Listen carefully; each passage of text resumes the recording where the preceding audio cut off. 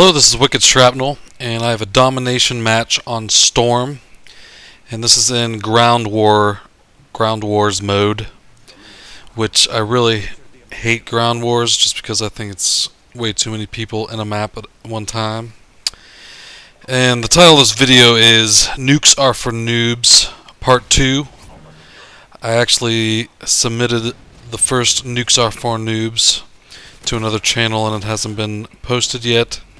So I'm just waiting for it to get posted, and this is a follow-up to that video because I'm sure it's gonna have some comments that people want to get answered, because you normally don't associate nukes and noobs. So I really wanted to make these videos to demonstrate what I was talking about as far as nukes are for noobs. I would say a vast majority of the nuke videos are made in a objective-based game, and I would say probably predominantly Ground Wars domination matches. And as you can see, we're getting tubed every time we try to capture any objectives. So being able to run and gun in this type of map with all these people just launching noob tubes with one-man army, anytime they see a flag start flashing that someone's capturing it, they've already got their tube set on it and just launch a tube from whatever dark corner they're hiding in. So being able to run and gun and get a nuke in this type of map, I would say, is impossible, just because there's people everywhere. There's noob tubes abound, and getting a nuke, I don't think, is an option if you are actually running and playing the objectives and trying to capture flags. There's another tube. My position's being reinforced multiple times as this video goes on. So I think that nukes in objective-based games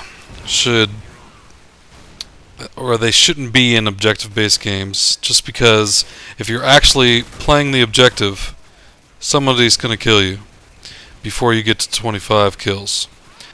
So the only way that you are able to get the kill streaks or even get a straight-up kill streakless nuke in an objective-based game like Domination is to not play the objective. You have to sit off to the side and either watch a certain flag or watch choke points of the map where there's high traffic areas between flags, and you need to hold down those areas until you get enough to get your kill streak or get a kill streakless nuke. So if you actually go and try to capture a flag and play the game as it's intended to be played, you're not going to get the nuke. And I haven't seen any nuke videos on objective-based games where the people are actually playing the objective and getting flags, and they still get the nuke. So, with that being said, having a nuke in an objective-based game really promotes you not to play the objective-based game. It forces you to sit outside of the game and watch the people that are playing the game from the outside and try to pick them off as they run to try to get objectives and play the game. So right here starts the nuke. I start holding down this area where people are running trying to get to C, and I've pretty much given up on playing the objective, as I'm sure that you'll see anyone that gets a nuke in an objective-based game stops playing the objective once they're actually going for kill streaks. And it's like, I don't hate the players, I hate the game. I'm just trying to prove a point that I don't think that nukes should be in objective-based games. That the people that are actually in it to play the objectives might not have their classes set up primarily to get kills, as they would in like a team deathmatch or a free-for-all, where just killing is the goal of the game. They might have, lightweight and marathon, which allows them to run faster to get to different objectives or capture different flags quicker. So it really gives you an advantage if you come in with a weapon class that's designed strictly for killing and not for running around capturing the objectives, just so that you can pick off the people that have classes set up to play the objective that aren't quite as strong as they might have something set up in Team Deathmatch, for example.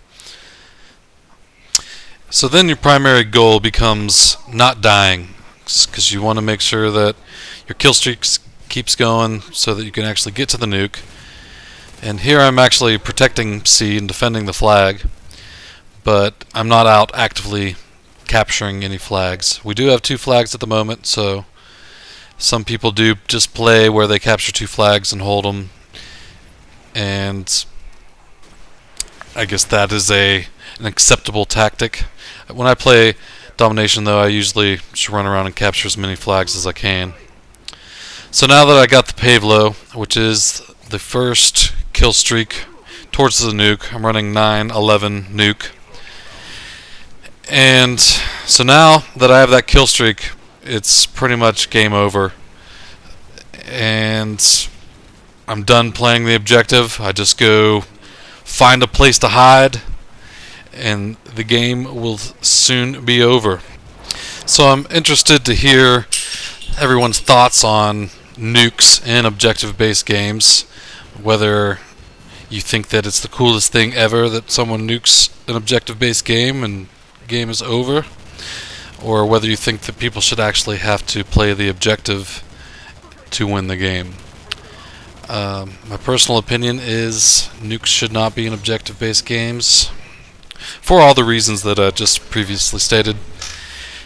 And I do like the ending of this video, though. I got a nice 3-in-a-row kills as the nuke is falling down. There's a headshot there, turn around and get the other guy right before the nuke takes them all out.